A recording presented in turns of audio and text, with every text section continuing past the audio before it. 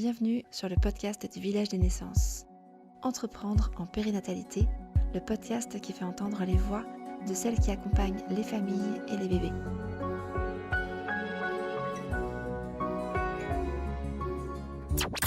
Pour ce deuxième épisode, on a choisi d'aborder un sujet très riche qui est celui du postpartum et de l'accompagnement des familles.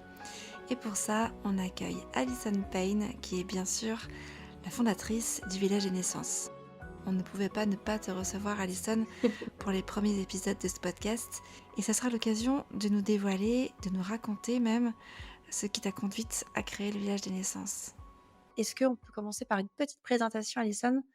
Tu peux nous dire qui tu es aujourd'hui ? Bien sûr. Présentation complètement improvisée. Donc Alison, 31 ans, je suis la maman de 2 garçons de bientôt 1 an et de 4 ans. À la base, moi, j'ai un profil plutôt marketing. J'ai fait le parcours très classique, la fac, l'école de commerce. J'ai commencé à travailler, j'ai toujours eu un parcours fluide, entre guillemets. Je travaillais à 22 ans, j'ai travaillé à la fois chez l'annonceur, j'ai travaillé en agence, et j'ai toujours eu un peu la fibre entrepreneuriale, mais avec toutes les peurs qu'il y a avec, donc peur de me lancer, etc. J'ai eu un premier projet entrepreneurial que j'ai mis en place à la sortie de mes études, et j'ai assez vite arrêté parce que voilà, rattrapée par mes peurs, par plein d'angoisses. Je me suis bien confortablement mise dans le salarié pendant quelques années. Et ensuite, je suis tombée enceinte. Et très, très vite, j'ai su que ce que j'envisageais moi, pour la suite, pour l'après-grossesse, c'était pas compatible avec la vie que je menais dans cette boîte en tant que salariée, etc., que j'allais vraiment, vraiment avoir besoin de liberté. Et je me suis dit, bon là, c'est vraiment le moment ou jamais. Tu n'as pas le choix, en fait, maintenant, il faut que tu te lances. Donc, ça te trotte dans la tête depuis un moment. Là, tu vas être maman et tu vas avoir besoin de t'organiser comme tu en as besoin, comme tu en as envie. Donc, il va falloir que tu te lances. Donc, c'est ce que j'ai fait. Je me suis lancée, du coup, après la naissance de mon aîné. Et donc là, ça fait 4 ans que je suis, j'allais dire que je suis à mon compte. Aujourd'hui, je gère du coup dans des sociétés. Et voilà, c'est plein de projets annexes, des projets dans tous les sens. Et sinon, je dirais juste que l'axe périnatalité, au final, moi, j'étais pas du tout dans cet univers-là à la base. Et je me suis prise de passion pour la périnatalité vraiment pendant la grossesse, en préparant la naissance. Après, du coup, dans les premières semaines, les premiers mois, j'ai vraiment découvert tout un univers. L'éducation des enfants aussi, c'était vraiment des choses... voilà, j'avais pas conscience de tout cet univers en fait qui pour moi se cachait. Et j'ai découvert tout ça avec vraiment beaucoup d'amour, de passion, et je me suis dit j'ai vraiment envie de travailler dans ce domaine-là. Il y a vraiment des choses à apporter dans ce domaine-là, et j'en suis très contente. Donc voilà, ça fait 4 ans maintenant. Donc c'est vraiment l'univers qui t'a attiré à lui, quoi. C'est quelque chose de très solaire, quoi. Qui t'a Ouais. passionné. Ouais, et c'est un petit peu, c'est un de ces sujets où on commence à apprendre des choses, on commence un petit peu à creuser, et en fait, plus on creuse et plus on découvre de nouvelles choses, et on se dit, mais en fait, on n'a jamais fini d'apprendre. Et je sais que, notamment dans ce domaine de la périnatalité, de la parentalité, les personnes qui travaillent là-dedans ont tendance à suivre beaucoup de formations, et du coup, à proposer aussi des services très divers, très variés. Mais en fait, je le comprends parce que tout est passionnant, parce qu'on a envie de tout faire. Il y a tellement de spécialités, de sous-spécialités, de choses. Ça faisait longtemps à ce moment-là que mon fils aîné, que je ne lisais plus, alors que quand j'étais jeune, j'étais une grande lectrice. Et pendant la grossesse, j'ai recommencé à lire et à m'intéresser à tout. Et j'ai dévoré des ouvrages sur la physiologie de la naissance, sur l'éducation, sur le 4e trimestre, le mois d'or, enfin voilà, tous ces sujets. Je me suis dit, mais waouh, comment c'était possible en fait que je me sois passée à côté. Alors évidemment, j'étais pas maman. Moi, j'étais maman assez jeune, donc même au sein de mon cercle d'amis, j'avais pas beaucoup de mamans. Et j'ai vraiment l'impression d'avoir découvert tout un pan de la vie qui jusque-là était resté obscur pour moi. Et ouais, le côté un peu magique, un peu solaire, comme tu dis. Il y a tellement de choses à savoir, à creuser. Ouais. C'est marrant parce que du coup, on voit qu'il y a démarrage qui est, vraiment ancré sur, l'entrepreneuriat, entrepreneuse dans l'âme, tu disais, le marketing, tout ce côté vraiment entreprise. En plus, Mmh. tu travailles à la fois chez l'annonceur, donc pour les entreprises et en agence, donc pour, au service des entreprises. Mais voilà, tu as vraiment tout ce parcours-là qui est très riche et d'ailleurs, tu as pas cité le nom de l'autre, entreprise que tu diriges, mais peut-être tu veux en Mmh. dire un mot aussi? Oui, oui, bah, là, c'est assez récent, mais du coup, maintenant, je suis, directrice générale de la partie formation auprès des femmes pour l'organisme de formation Les Épaulettes. Donc c'est un organisme qui est basé à Marseille et qui accompagne, les femmes à prendre leur place dans le monde du travail, essayer de réduire un petit peu, les inégalités, avec, des accompagnements qui sont vraiment tournés vers, le passage à l'action, très dynamique, très inspirant. Voilà, c'est un petit peu l'idée. Donc forcément ça me parle aussi, ça me correspond, aussi. C'est ça et du coup, on voit bien la complémentarité, en fait, entre, tous les enjeux de l'entrepreneuriat au féminin, avec les épaulettes, avec, ton envie d'entreprendre et de prendre la place en tant que femme aussi, et qu'entrepreneuse et puis après l'univers passionnant de la périnatalité qui vient, compléter ce parcours-là que tu as toi et Mmh. qui est venu, en fait, tout à coup, vraiment, parce que ton fils, ton aîné, il est né en 2019, Oui, c'est c'est ça? ça. OK. Et c'est assez drôle parce que, en fait, on pourrait croire, c'est quand on nous connaît un petit peu toutes les 2, qu'on a des parcours très similaires, alors qu'en fait pas du tout. Mmh. Moi, je suis la communication, donc c'est un peu le même chose que toi pour le marketing. En revanche, moi, je suis pas du tout une entrepreneuse dans l'âme.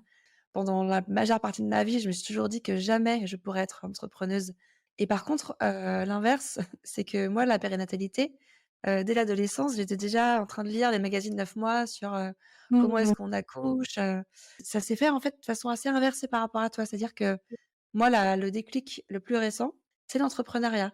Quand j'étais Mmh. salariée, dans une boîte qui accompagnait les entrepreneurs, c'est là que j'ai pris conscience que finalement, entreprendre, c'était aussi pour moi.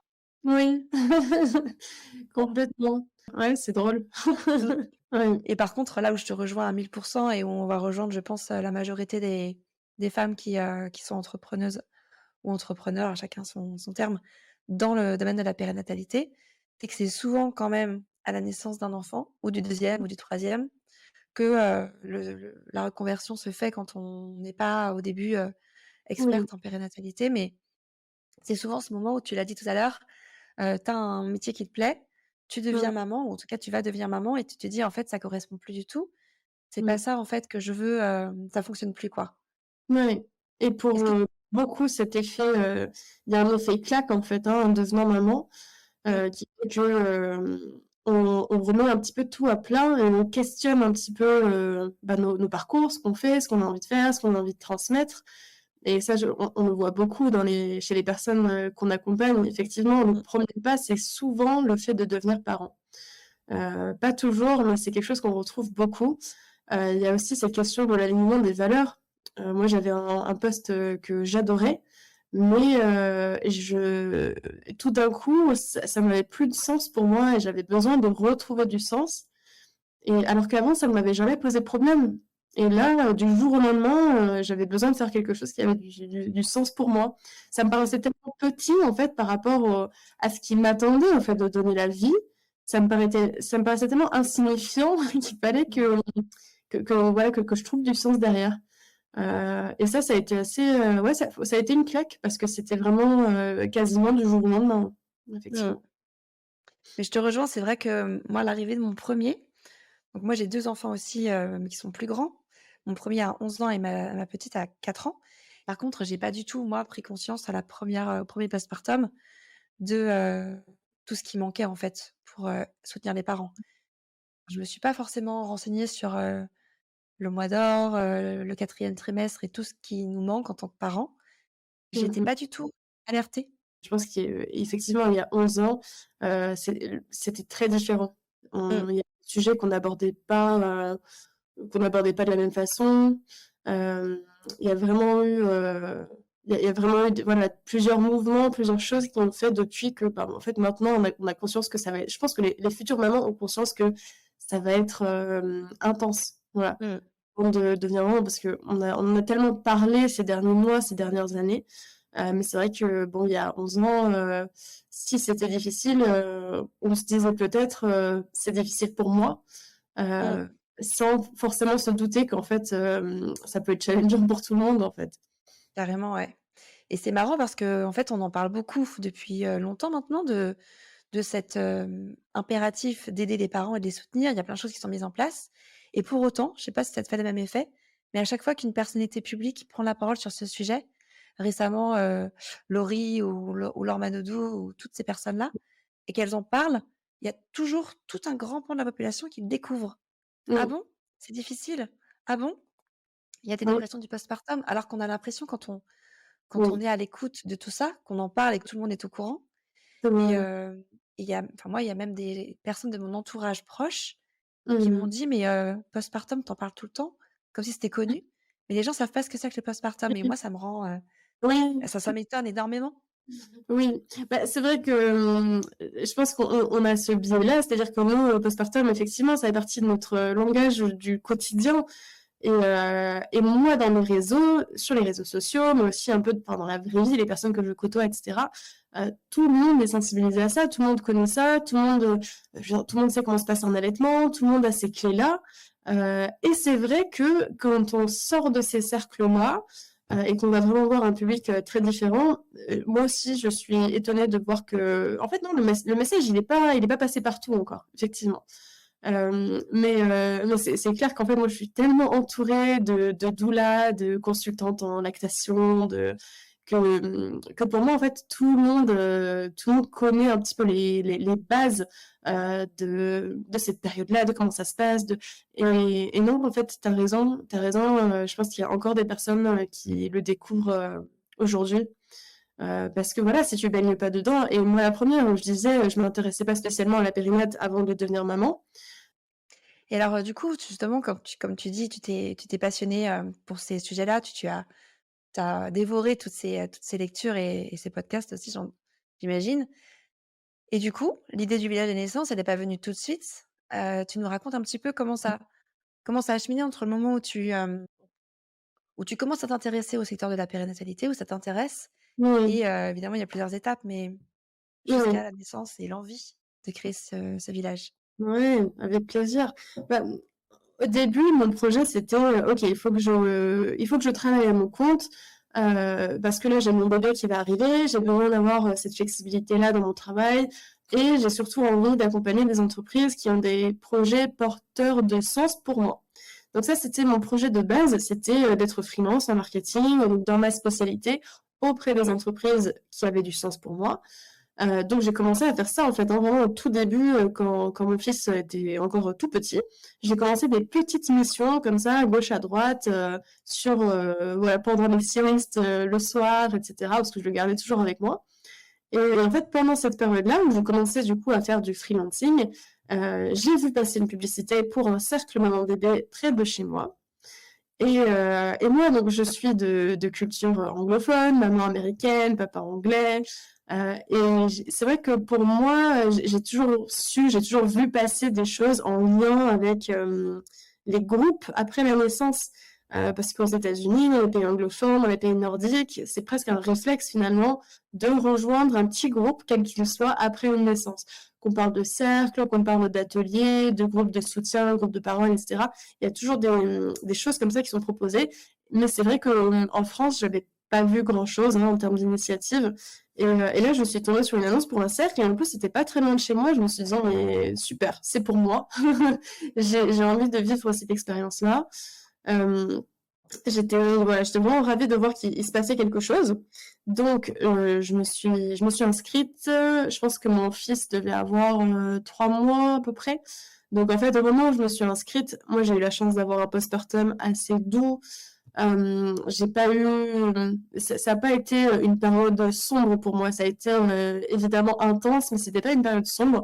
Par contre, je commençais vraiment à ressentir cette lassitude, l'envie de sortir un peu de mon quotidien. Parce que voilà, les journées passées se ressemblaient.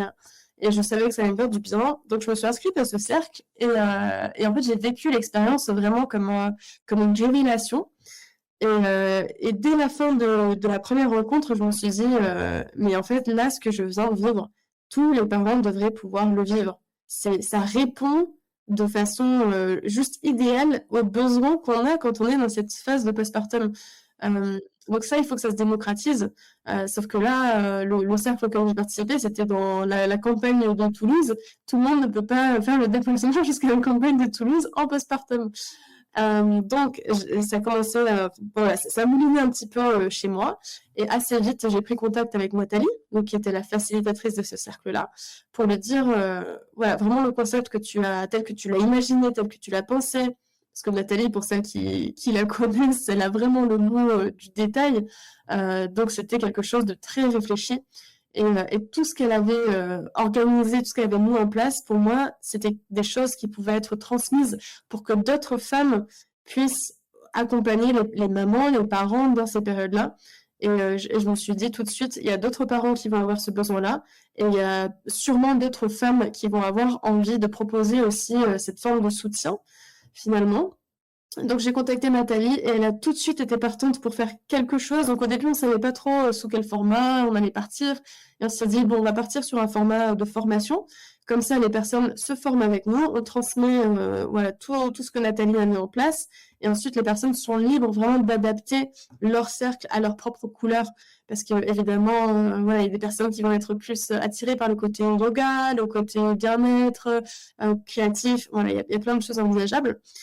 Donc on est parti là-dessus et en fait c'est via cette formation cercle maman bébé que ensuite j'ai commencé à côtoyer, à travailler avec des personnes qui travaillaient dans le domaine de la périnatalité. Donc toutes ces femmes qui voulaient, soit qui étaient déjà doula et qui voulaient proposer des cercles, soit des personnes qui se lançaient tout juste dans cet univers de la périnatalité et pour qui les cercles maman bébé étaient un point d'entrée finalement. Et en fait, en échangeant avec elle, en répondant aux questions pendant les formations, etc., j'ai vu qu'il y avait vraiment il y avait beaucoup de problématiques qui revenaient, notamment le manque de confiance de ces femmes qui se lançaient, la difficulté à se faire connaître, l'angoisse de réseauter, voilà, toutes ces choses-là qui me voient beaucoup. Et je me suis dit, bon, il y a besoin de... Ce public-là a vraiment besoin d'un soutien aussi, parce que c'est chouette d'accompagner les parents, mais ces personnes-là aussi, elles ont besoin de soutien, elles ont besoin d'accompagnement, d'être entendues, d'être poussées aussi parfois à aller plus loin. Et donc, c'est vraiment ça, la petite graine qui a fait germer l'idée du village. Ça a été tous ces échanges, toutes ces interactions avec ces personnes-là.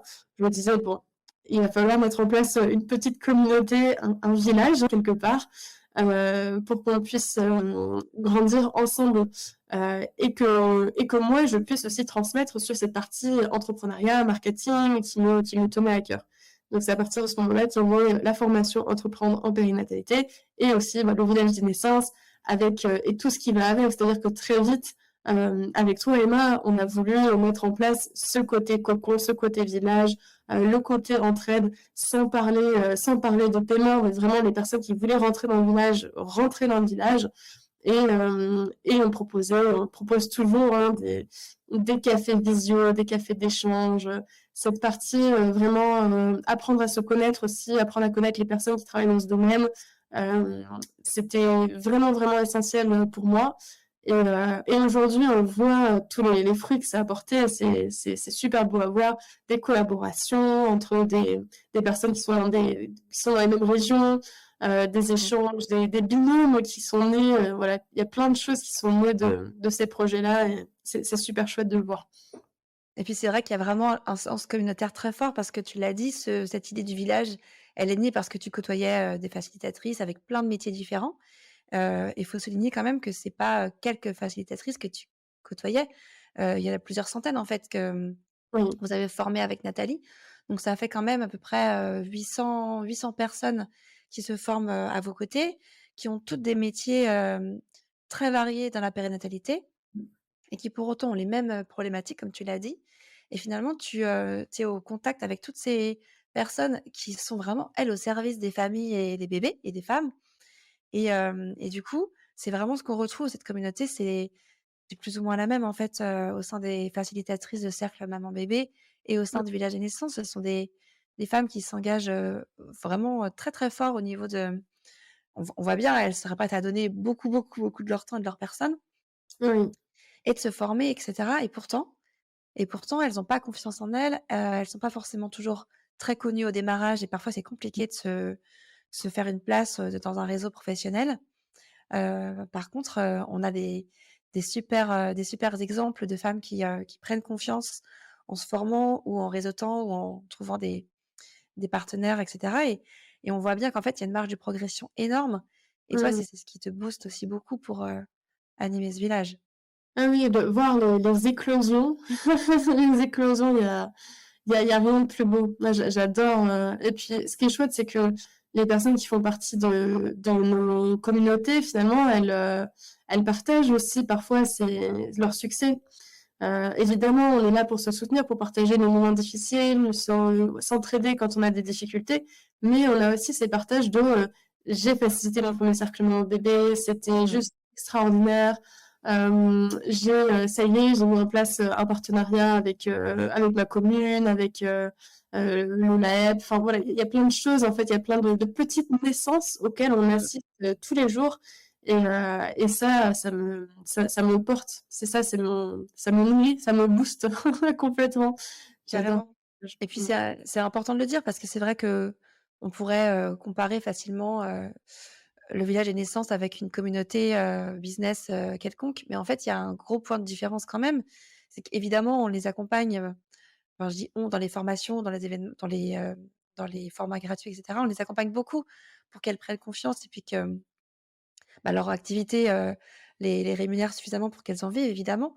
Mais il y a aussi beaucoup cette part de, être nourrie, par rapport aux sources qu'on cherche dans son quotidien, être nourrie pour, le service qu'on apporte aux familles et ça, c'est quand même aussi, je crois, une caractéristique très forte du métier d'accompagnante dans le social ou en tout cas en périnatalité, c'est qu'elles recherchent pas seulement, la rémunération, Mmh. financière. Elles ont besoin de sentir que ce qu'elles font contribue à créer une société plus solidaire, notamment auprès des familles. Ça, Oui. c'est quand même très fort. Oui, mais elles sont vraiment là, c'est vraiment l'appel du cœur, hein, qui les amène là Mmh. et d'ailleurs, j'aime bien leur rappeler parce qu'on a souvent, le sentiment de manque de légitimité qui revient. Est-ce que je suis bien à ma place? Pourquoi, voilà, pourquoi moi, hein, finalement? Et en fait, elles ne sont pas là par hasard. Si, Mmh. si elles sont là, si elles se forment, si elles sont même si elles en sont vraiment au début du parcours, ce n'est pas un hasard, c'est que, voilà, quelque part, elles ont ressenti cet appel et qu'elles ont cette envie de contribution. Et on aurait tendance à se dire, nous, parce qu'on est dedans, mais tout le monde a cette envie de contribution, tout le monde a envie de... Mais en fait, non, tout le monde n'est pas appelé par ça. Mmh. Euh, donc non, c'est ça le point de départ, c'est vraiment cette envie d'apporter du bien, d'apporter du beau. Et si on a un objectif qui est purement financier, on ne se lance pas dans ce domaine-là. Non Mmh. pas que ce soit impossible d'en vivre, mais simplement ça met du temps et il y a des domaines qui sont bien plus rémunérateurs, on peut gagner, sa vie plus rapidement que dans la périnatalité. Donc effectivement, elles ont un objectif financier, mais souvent, c'est pas ça qui les anime.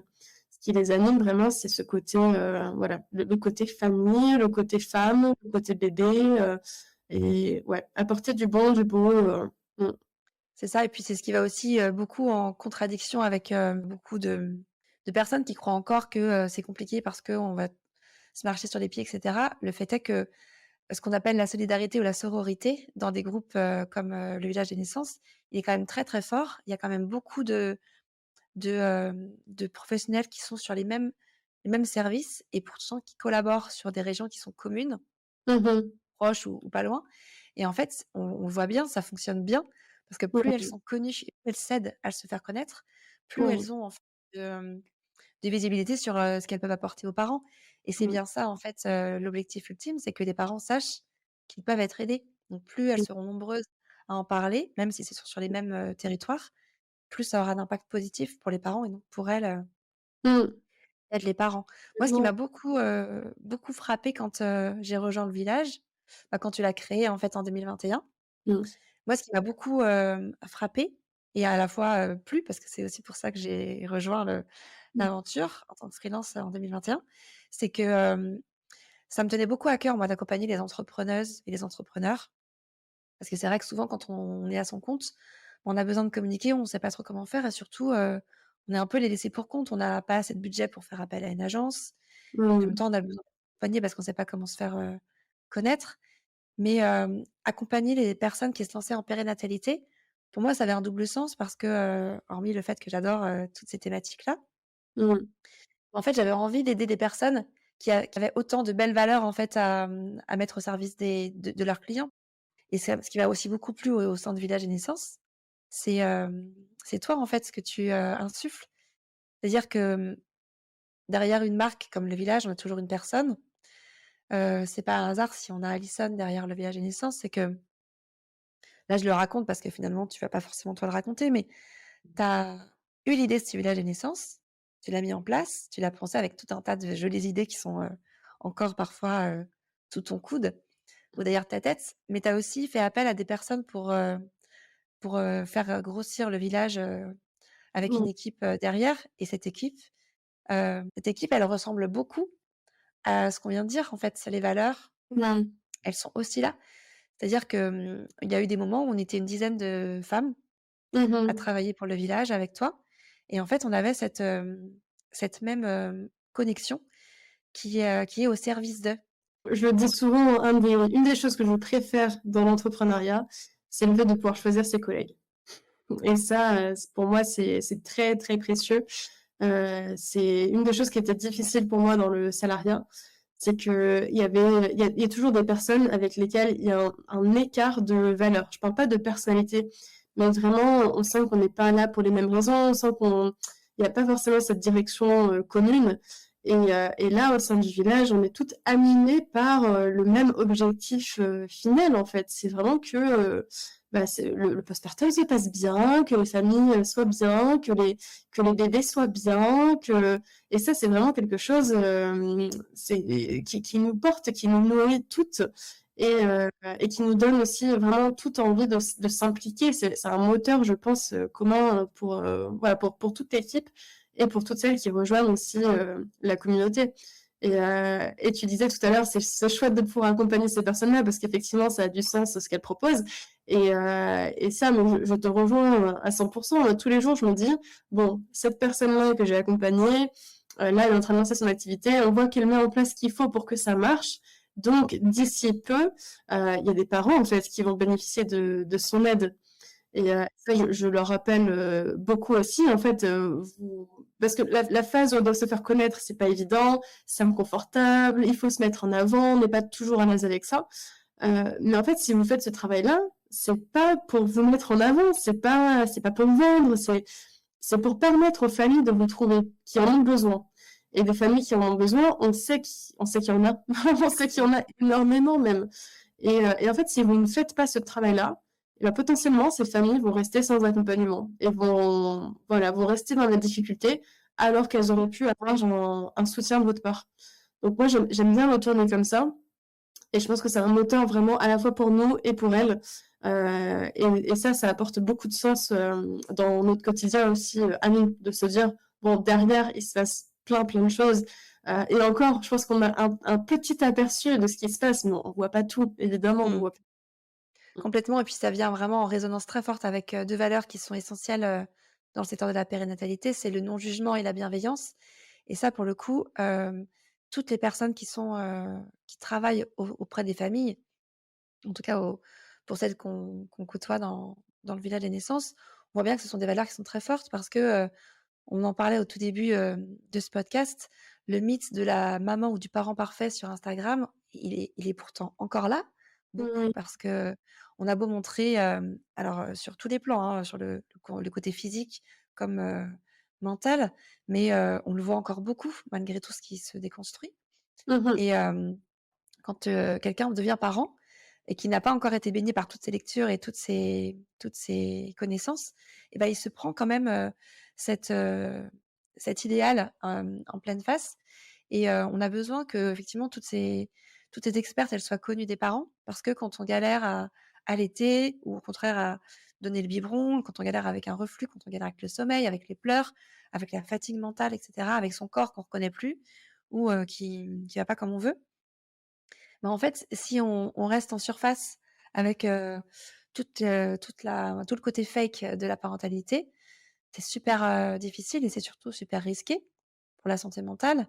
Donc c'est quand même, aussi la vocation d'accompagner les expertes en périnatalité. C'est que plus elles seront connues, plus les Mmh. parents pourront faire appel à toutes ces belles personnes et effectivement se faire aider, accepter que, parfois c'est dur et que c'est pas grave, accepter qu'on peut se tromper quand on est parent et que de toute façon on se trompera Oui. et ça c'est quand même très présent dans dans la vocation de toutes les personnes qui travaillent en périnatalité, les hommes et les femmes, parce qu'on a aussi, on a aussi Oui. des profils masculins parce qu'ils sont très très peu nombreux aujourd'hui et c'est chouette en fait de pouvoir, se dire que le village il contribue aussi à ça. Oui. En mettant en avant et en lumière toutes ces personnes qui travaillent dans ce secteur, on contribue aussi à montrer que, en fait, c'est cool de pouvoir faire appel à toutes ces personnes. Parfois, c'est ponctuel, on va participer à un cercle, on va demander une consultation et puis parfois, on se constitue un petit réseau comme ça en tant que parent de, toutes les bonnes adresses, les bonnes personnes à qui on peut faire appel et puis Mmh. c'est un soutien, qui dure, très longtemps. Oui. Oui, oui et dont on a vraiment, vraiment besoin dans cette période-là. Surtout si on a été baigné, comme tu dis, d'images un peu Instagram ou si on a idéalisé cette période, si on a idéalisé la parentalité, si on est parti, dans l'aventure avec, déjà des principes et des idées un petit peu arrêtées de ce qu'on voulait et qu'on voit que finalement dans le quotidien, on n'arrive pas à l'implémenter, on n'arrive pas ça correspond pas en fait. La réalité ne correspond pas à ce qu'on avait imaginé. Il y a cet écart qui commence à se creuser. C'est très soutenant d'avoir une personne, neutre qui va Mmh.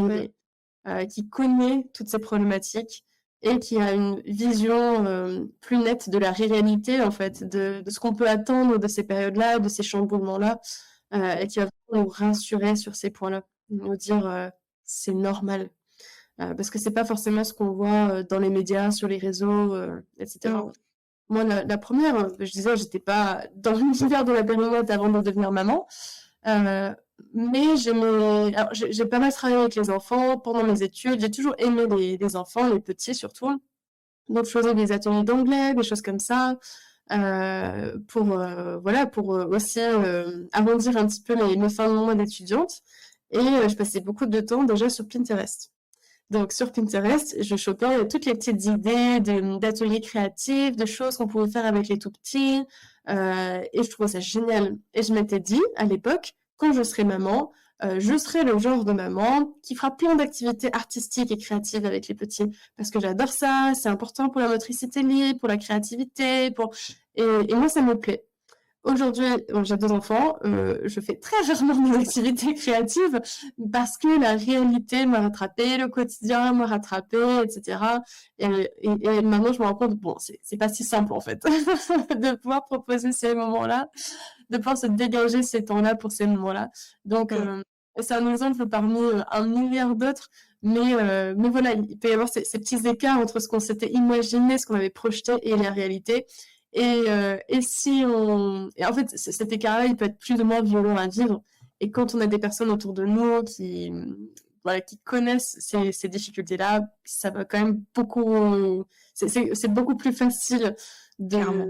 de passer, voilà, de passer à la suite et de profiter des moments qu'on vit réellement, finalement. Ouais et puis c'est très vrai ce que tu dis. En fait, c'est hyper important de faire connaître tous ces métiers et de déculpabiliser les parents qui demandent de l'aide. En fait, ça serait chouette qu'on puisse tous demander de l'aide sans même y penser. Parce qu'en fait, c'est pas une obligation d'aller mal pour demander de l'aide et souvent on a Mmh mh. l'impression quand on devient parent que, on demandera de l'aide si vraiment c'est trop difficile et du coup, que c'est entre guillemets, «réservé aux personnes qui, font une dépression du postpartum», Mmh. si tant est qu'elle soit, diagnostiqué, Ouais. ou quand vraiment c'est très difficile, si on a des jumeaux ou si on est tout seul et cetera. En Mmh. fait, non. On peut avoir un postpartum, doux comme tu l'as dit, on peut avoir, un coparent qui est présent, qui prend sa place, des parents, des amis, s'être préparé, et être accompagné et pour autant avoir quand même besoin, d'avoir, une bonne, comment dire? Expérience avec, quelqu'un qui va nous aider à améliorer le sommeil du bébé ou simplement avoir un cercle de parole pour qu'on rencontre d'autres parents qui rencontrent la même chose que nous au quotidien. C'est pas une obligation d'aller mal, il y a pas des critères en fait pour demander de l'aide. C'est pour Mmh. ça que c'est important et que c'est super urgent. de faire connaître tous ces métiers parce que, on a toujours tendance à se dire, «Je demanderai si vraiment c'est dur» et c'est Mmh. là, en fait, la clé de la santé mentale. Si on attend que ce soit dur pour demander de l'aide, en Mmh. général, c'est déjà vachement trop dur. Oui. Donc c'est chouette, en fait, d'avoir, toutes ces personnes qui se font connaître parce que plus on est épaulé, pour refaire un petit jeu de mots avec les épaulettes, plus on est épaulé, plus on peut, aussi, profiter pleinement de ces moments-là, y compris quand ils sont doux. Mais, Oui. Et je mais c'est pense vrai que c'est il y a souvent une confusion dans l'esprit des personnes. On pense, demander de l'aide égale faiblesse. mmh, Il y a cet amalgame, qui est fait, alors que absolument pas. En tant que parent en postpartum, je parle pas uniquement de la maman, hein, mais du coparent aussi. mmh, Hem, En fait, le fait que la charge s'occuper d'un bébé, elle incombe, à 100 maintenant, aux parents, c'est quelque chose de récent et c'est quelque chose, qui est propre, à notre société, à notre mmh, culture. C'est pas quelque chose de normal à l'échelle, de l'histoire et à l'échelle du monde. Donc déjà, voilà, prendre un petit peu cette hauteur-là, ce recul-là et de se dire: «Bon, est-ce qu'il y a pas un problème en fait? Pourquoi on est parti là-dessus?» Bon, la réponse, en 2 mots, c'est voilà, le capitalisme est arrivé, hein, pour faire très, très court et les obligations qui vont avec et cetera, la reprise du travail, le besoin de productivité, vraiment tout part de là. Mais sur le plan psychologique, physiologique et cetera, heu, normalement, dans ce qui est normal pour nous en tant qu'être humain, on devrait être entouré pendant cette période-là. Et ça, c'est un message très, très fort que véhiculent, hein, du coup, toutes les personnes qui travaillent dans ce domaine-là, évidemment, pour dire aux parents: «C'est normal que, bah, que vous galériez, en fait, parce que vous n'êtes pas censés être seuls, vous n'êtes pas censés vous retrouver dans cette situation». mmh, Donc c'est ça l'injustice, c'est pas le problème ne vient pas de vous. Ouais, tout simplement, le problème ne vient pas de vous. Et et moi, du coup, qui suis très, sensibilisée, du coup, maintenant à toutes ces problématiques-là, heu, j'ai là, pour mon deuxième bébé, donc j'ai eu un postpartum vraiment très doux, le mois d'or, quasiment exclusivement allongé. Enfin, voilà, j'ai vraiment pris mon temps les premières semaines. Et j'ai fait appel à une doula pour venir, donc une doula incroyable qui s'appelle Mélissa, et qui est venue, voilà, me rendre visite, m'apporter, des plats, papoter, prendre un petit peu bébé avec elle, enfin juste, me faire un resserrage du bassin, juste plein, plein, plein de petits moments au final, dont je me souviendrai toute ma vie. mmh, Et ça, c'est aussi quelque chose de très fort dans cette période périnatale, c'est qu'on a toutes des souvenirs qui peuvent paraître anodins, mais des mmh, petits souvenirs de, alors soit un mot doux, soit quelque chose qu'on nous a glissé qui nous a marqué, soit à l'inverse des choses qu'on nous a dites, des remarques ou des choses qu'on a mal reçues, hein, des choses qui sont pas passées, mmh, heu et des plein de petites brides comme ça qui peuvent paraître anodines, mais qui nous marquent à vie, dont on se souviendra toujours. Parce qu'il y a cette, enfin, c'est vraiment une période critique et une période de sensibilité, de vulnérabilité. mmh, Et et quand quelqu'un vient nous apporter du bon, quand on vit des expériences comme ça de massage, femme enceinte, d'aquasophrologie, enfin voilà, il y a plein de choses aujourd'hui qui sont proposées, le bain enveloppé de bébé. Tout ça, ce sont des choses dont on se souvient, 1 an, 10 ans, 50 ans après. Ça, pour moi, carrément. c'est pas des souvenirs qu'on peut oublier. Mmh. Ouais et puis les personnes ressources, c'est vraiment le mot qui me vient. Les personnes ressources, elles sont tellement précieuses parce qu'effectivement, on s'en souviendra, longtemps. Parfois, on n'y voit qu'une seule fois et c'est vrai que c'est quand même très marquant et Mmh. les personnes ressources, elles peuvent aussi être dans notre entourage, hein, quand Bien on sûr. galère sur certaines choses et qu'on sait qu'on peut faire appel à, une sœur, un ami qui comprendra, même s'il a pas forcément la solution, qui Mmh. comprendra, qui saura entendre que là, c'est quand même compliqué, mais que Mmh. ça va passer, en fait. Ben, toutes ces Mmh. personnes ressources, moi, je les vois vraiment comme une sorte de petite constellation autour de moi. Mmh. Dans la petite enfance, notamment de mes enfants, j'ai vraiment ces petits points tout autour et je me disais: «Voilà, quand c'est vraiment difficile», pas tout le temps, hein, mais souvent quand même, quand c'est vraiment difficile, je savais que je pouvais, faire appel à toutes ces petites constellations autour et que Mmh. chacune de ces personnes pouvait m'apporter un vrai, comment dire? Un vrai soulagement, en fait Mmh. et en fait, ça faisait toute la différence. J'ai vu aussi la différence entre mes 2 postpartum qui ont eu, 6 ans d'écart. Mmh. La première fois, j'ai découvert certaines personnes qui m'ont, changé la vie pour m'accompagner et la deuxième fois, je savais qu'elles étaient là, dès le début Mmh. et du coup, c'est fait quand même une différence énorme, de se dire que, ben, par exemple, pour l'allaitement, quand c'est difficile, je sais que j'ai des personnes que je peux appeler. Elles vont pas me dire: «De toute façon, laisse tomber, prends un biberon, ça ira plus vite». Et bah, ça fait quand même une sacrée différence dans le Mmh. postpartum, même dans ta relation que tu as de toi, ta confiance Mmh. en toi en tant que personne, en tant que mère, hem et ce sont pas des événements, sans impact pour la suite donc c'est chouette d'avoir accès à toute cette connaissance-là Mmh. et Complètement. c'est chouette d'avoir accès au village des naissances pour revenir au village. Toi, quand tu as eu cette idée en 2021, comment tu l'imaginais ce village? Qu'est-ce que tu voulais mettre en place? Alors moi, quand mon village est né, l'idée c'était vraiment de réunir, de rassembler déjà, toutes ces femmes qui avaient des choses à s'apporter mutuellement. Et aussi voilà, de leur permettre de façon plus large vraiment de développer leur activité, grâce à des formations, grâce à des outils, grâce aux cafés, gratuits qu'on propose, grâce à plein de choses. C'était vraiment les 2 axes forts. C'était le côté un peu communauté, un peu village, les rassembler et le côté, accompagnement pour qu'elles puissent vraiment développer l'activité, soit en diversifiant du coup ce qu'elles proposaient, soit en travaillant l'axe marketing, soit en gagnant en confiance, voilà. Et, euh, et aujourd'hui, donc le projet du village évolue, hein, donc toujours. Ça fait du coup bah ouais, ça fait un petit moment hein, que le village est né. Et en fait, assez vite, j'ai eu pour ambition de faire en sorte que à terme, le village des naissances, ça devienne une sorte de place de marché du village, sur laquelle on peut se rendre lorsqu'on a besoin de se former, lorsqu'on a besoin d'un accompagnement, toujours pour les professionnels de la périnatalité, pour aller plus loin dans leur activité ou pour se faire connaître.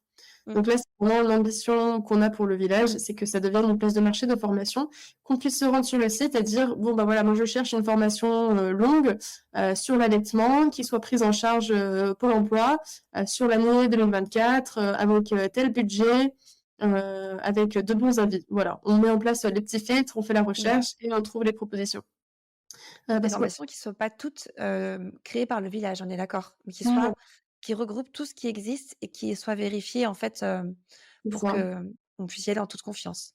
C'est ça, parce qu'il y a des formations extraordinaires qui existent déjà, mais qui malheureusement manquent de visibilité. C'est-à-dire que les formatrices ont cette même problématique de communication et de marketing, hein, c'est pas du tout facile. Donc en fait, il y a beaucoup de formations de beaux organismes qui passent un petit peu sous les radars, qui sont pas connus aujourd'hui, au profit des plus grands, hein, qui vont réussir à investir en publicité, etc. Et là, l'idée, c'est d'égaliser un petit peu tout ça pour que chaque formateur, chaque formatrice ait vraiment la chance de se faire connaître lorsque les prestations sont de qualité. Et des formations de qualité dans la périnatalité, il y en a. Et voilà, vraiment faire ce côté mise en lumière de ce qui existe, ça me parle bien. Et surtout faire un peu un tri malgré tout pour garder uniquement des formations, des accompagnements qui soient qualitatifs. Mmh. Parce que voilà, comme c'est un petit peu open bar entre guillemets hein, le milieu de la formation, parfois il peut y avoir des choses qui sont moins sérieuses et qui desservent du coup ces métiers-là, ces professions. Donc là, l'idée c'est vraiment d'avoir un site qui soit sûr, avec des formations vérifiées, Mmh. euh, voilà, quelque chose de confiance. Pour qu'on se dise, ok, je suis passée par le village de naissance pour trouver ma formation, donc je sais que derrière, la satisfaction va être au rendez-vous. Oui, parce qu'on le voit bien dans les échanges qu'elles ont, toutes les personnes qui font partie de la communauté du village des naissances, elles se sollicitent beaucoup pour savoir, qui est-ce qui a déjà fait une formation pour telle expertise, telle compétence. J'aimerais bien me former à telle chose. Est-ce que vous avez déjà fait celle-ci? Quels sont vos avis, vos retours? Elles ont beaucoup besoin de ces avis, concrets et ce qui est normal parce que c'est la base, Mm, quand on choisit, quoi que ce soit et encore plus une formation et c'est vrai que, mis à part aujourd'hui sur des groupes Facebook, privés, ou pas d'ailleurs, c'est compliqué en fait d'avoir, une vision globale, un peu de Oui, hauteur sur ce qui existe et tu c'est ça. l'as dit, il y a beaucoup de formations différentes. Parfois on peut en voir 2 qui se ressemblent un peu, mais c'est quand même très difficile de faire le choix quand on n'a pas, effectivement des personnes que l'on connaît qui ont déjà testé avant. Mmh. Ouais, c'est ça, en fait, c'est une vraie, à chaque fois qu'on veut se former, on est obligé de faire une mini, étude de marché finalement, de Mmh. passer, voilà, alors soit on a le coup de cœur directement et hop, on s'inscrit, soit on va passer par la phase, étude de marché et dans ce cas-là, on va passer des heures à regarder sur internet, à faire des recherches, à regarder si, à taper des mots différents pour voir s'il y a des choses similaires qui existent, essayer de retrouver les avis, demander dans les groupes Facebook: «Qu'est-ce que vous en pensez?» et cetera. Donc là, l'idée, c'est qu'on ait le système d'avis directement intégré sur le site, donc on puisse regarder un petit peu avec des vidéos témoignages, ce genre de choses, ce qu'en pensent vraiment les personnes, hein, les apprenantes, Mmh. heu, pour avoir ces retours, en direct, peut-être pouvoir échanger même avec des apprenants qui sont déjà formés. Voilà, il y a tout un tas de choses à envisager, mais pour que ce soit vraiment centralisé dans un lieu sûr, Mmh. dans lequel on a confiance. C'est ça et puis en plus, tu l'as dit tout à l'heure, ce qui est hyper important, parce qu'il y aurait tellement de choses à apprendre, on aurait envie de se former, toute la vie sur ces sujets-là quand on est passionné. Mais, tout à l'heure, tu l'as dit et c'est super important. Ce qui compte aussi beaucoup quand on se lance en tant qu'experte en périnatalité, c'est le passage à l'action. C'est-à-dire que, Mmh. il y a un temps pour se former, mais il y a aussi un moment donné où il faut enclencher, les actions et là, on a notamment, toutes les formations d'accompagnement, concrètes parce que, il y a les compétences qu'on a et il y a aussi le fait de savoir, se lancer et puis, d'oser et ça, Mmh. ce sont aussi des formations qui existent déjà, qui sont parfois spécialisées dans le domaine de la périnatalité et qui sont aussi importantes parce que le risque, pour des personnes, qui n'ont pas forcément de vision globale de toutes les formations qui existent, ce serait d'enchaîner les formations pour avoir Oui. plein de compétences, mais de jamais les mettre, à profit parce Oui. que finalement, elles manquent de légitimité ou elles savent pas Oui. comment créer son entreprise, Mmh. tout le côté administratif et cetera et l'idée du portail, et de la place de marché du village des naissances, c'est effectivement de pouvoir à la fois donner les compétences et Mmh aussi mh. les mettre en pratique en donnant, les clés, Oui. de légitimité et puis pour y aller, quoi. Ouais. Complètement et c'est hyper important de le rappeler quand on veut devenir doula, quand on veut devenir, monitrice de portage, instructrice en massage bébé, ce genre de métier, on devient entrepreneuse.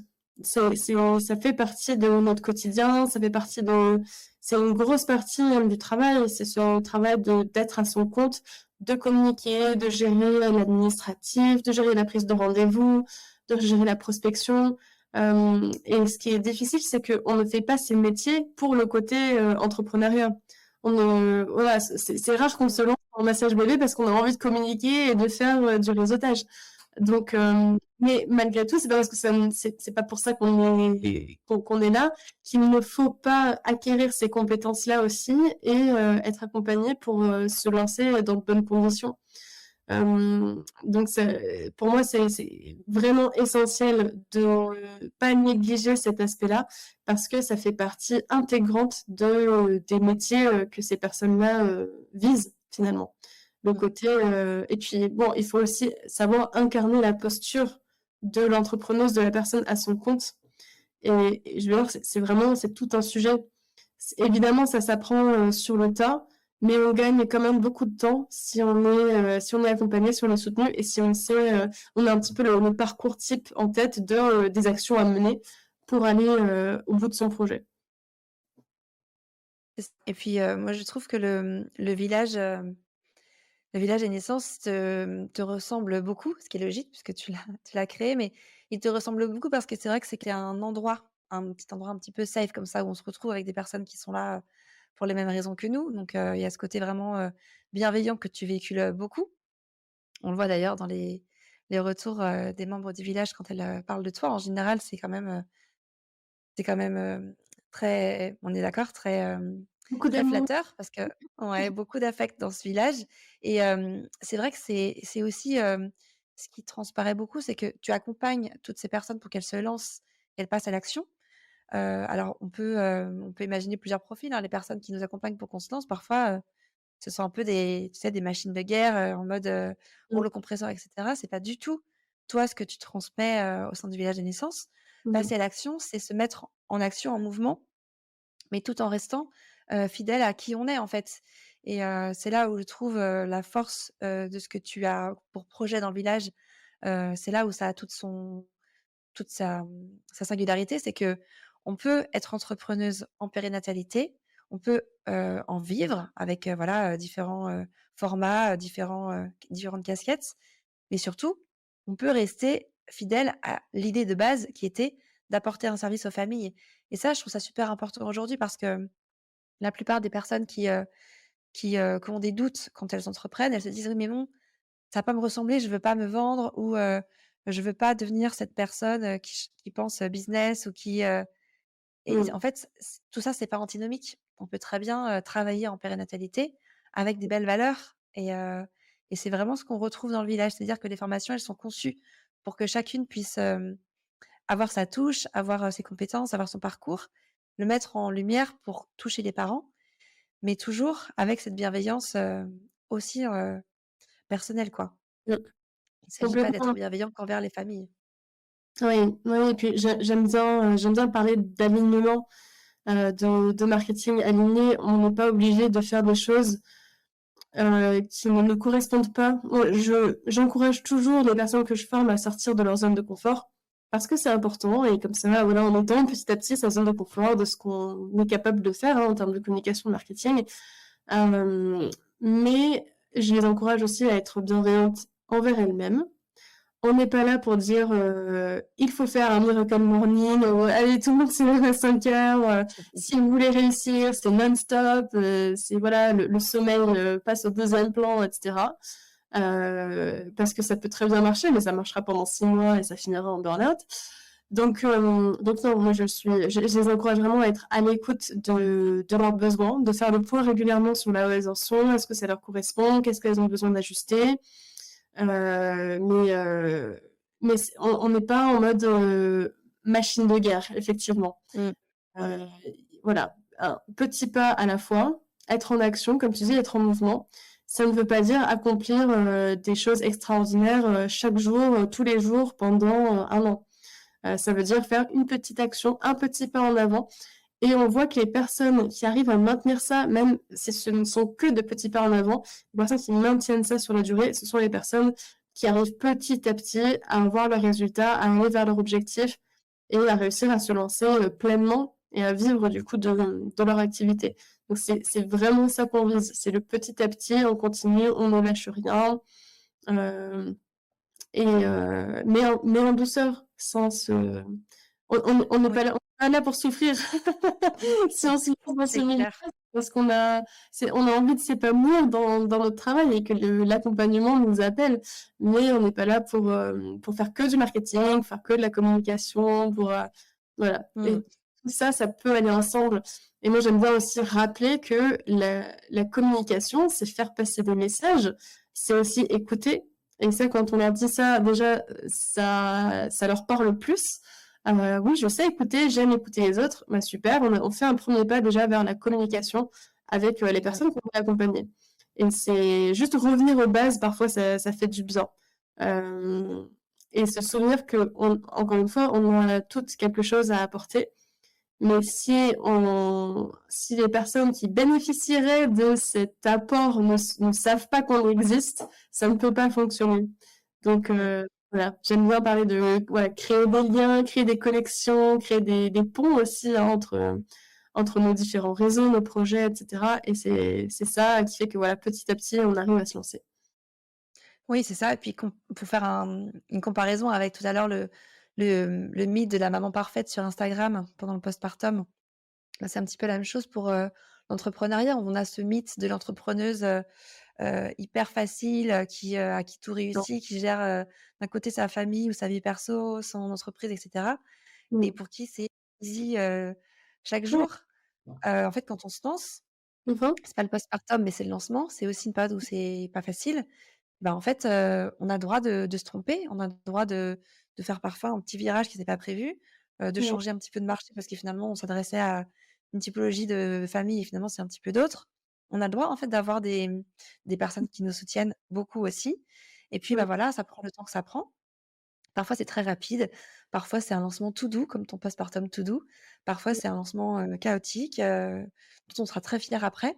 Mais, Mmh. je trouve que c'est aussi important, tant qu'on en parle aujourd'hui, de rappeler qu'il y a pas d'échec, en fait.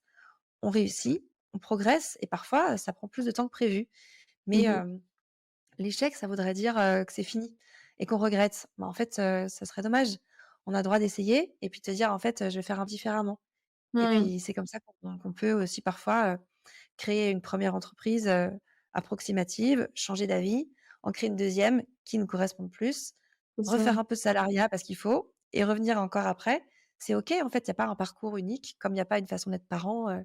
heureusement et ça existe aussi. Il y a la place pour ça au village des naissances. C'est que, on a toutes des parcours qui seront, de toute façon pas écrits à l'avance donc Même, les personnes du coup qui rejoignent les communautés ont tendance à être très bienveillantes envers les personnes qu'elles accompagnent, envers leurs enfants, envers leur famille, mais pas toujours très bienveillantes envers elles-mêmes. Donc mmh, effectivement, elles vont se mettre la pression, elles vont, c'est un peu le tout ou rien en fait. Soit j'y arrive, soit je n'y arrive pas.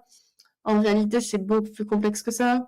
On peut y arriver, un petit peu, on peut y arriver beaucoup, mais pas tout à fait. On peut surpasser ses objectifs. Il y a plein de cas de figure différents, mais c'est pas oui ou non. Donc, voilà, se laisser de la place pour faire ses expériences, et savoir que les personnes qui aujourd'hui vivent de leur activité n'ont pas eu un long un ça n'a pas été un long fleuve tranquille pour en arriver là. Ça a été, des rebondissements, des échecs, des peurs, des peut-être des pauses aussi dans le parcours, hein, comme tu disais, c'est pas toujours linéaire. Ça peut mettre plus ou moins de temps. Il y a des personnes qui vivent de leur activité, mais qui ont galéré pendant 3 4 ans, pour pouvoir vraiment se lancer. D'autres personnes pour qui ça a été rapide, mais très chaotique, avec des périodes, vraiment hyper intenses où elles étaient déstabilisées. Déjà, tous les scénarios sont envisageables et comme tu dis, il y a pas un seul parcours unique et c'est important, de le rappeler. ouais. En tout cas, nous, on est contentes, de pouvoir accompagner tous ces parcours différents parce que c'est ça aussi qui fait la richesse de cet univers, c'est que en fait, on pourrait écouter chaque membre du village des naissances qui sont 2000 aujourd'hui. Moi, je serais plus confrontée au postpartum, mais j'ai envie que toutes les personnes qui, deviennent parents puissent, bénéficier de toutes ces petites pépites partout, Mmh. en francophonie donc merci Alison d'avoir fondé le village des naissances et merci de donner cet espace à toutes les expertes, en périnatalité et puis merci de me faire une place dans ce village parce que je suis ravie, moi aussi, d'être, à tes côtés. Ouais, merci à toi, Emma, d'avoir, co-construit tout ça avec moi, hein, parce que tu parles beaucoup de moi, mais j'ai jamais été toute seule au village. J'ai toujours eu, l'appui d'autres personnes, d'autres femmes avec d'autres visions, d'autres idées et c'est vraiment moi je le vois vraiment comme quelque chose de collaboratif, d'autant plus que la communauté sans la communauté, elle enfin c'est une coquille vide, en fait. Donc ce sont aussi, toutes les personnes qui rejoignent, les formations et qui rejoignent aussi la partie gratuite, qui font que ça a de la valeur parce que sinon, voilà, sans elles, encore une fois, il ne se passerait rien, on n'aurait pas de café, on n'aurait pas d'échange. Donc, moi, je facilite certaines choses, mais la magie, elle s'opère, elle agit toute seule, en fait. Elle agit avec, chacune, en fait, vient apporter une petite étincelle et c'est ensemble que ça fonctionne. Donc, voilà, Complètement. merci à Mmh. toi, Emma, et merci à toutes celles qui ont fait confiance au village, qui continuent de faire confiance au village et à nous retrouver sur le groupe Facebook aussi, hein, les entrepreneuses en périnatalité, pour qu'on puisse continuer d'échanger sur toutes ces belles thématiques. Ouais et puis en 2024, on a quand même beaucoup de jolies choses qui attendent le village des naissances donc c'est aussi une année super inspirante qui s'annonce pour toutes les personnes qui sont, au sein du village, parce qu'effectivement, il y a plein de choses à faire pour, faire connaître toutes ces compétences donc on est toutes à l'œuvre pour ça. Oui, oui, on ne chôme pas, c'est clair. Non. Merci beaucoup Alison. Merci à toi, Emma. Un immense merci à Alison de nous avoir ouvert les coulisses du village des naissances et de nous avoir partagé un petit peu de qui elle est. On espère que cet épisode vous a plu et on vous dit à très vite pour en savoir toujours un peu plus sur la magie d'entreprendre en périnatalité.